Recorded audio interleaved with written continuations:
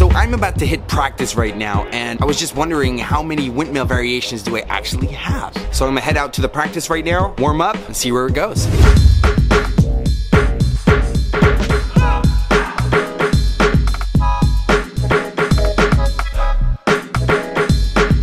Yo, check out these shoes right here, man. These are veteran shoes right here. I probably battled your favorite b-boy with these shoes, man.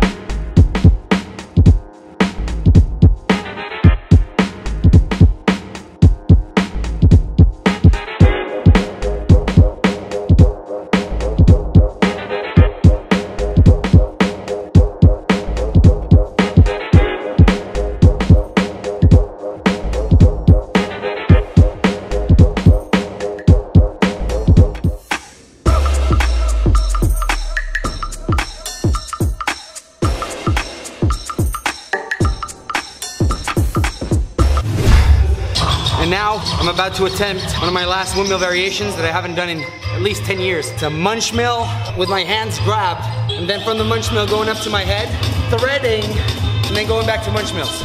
God be with us.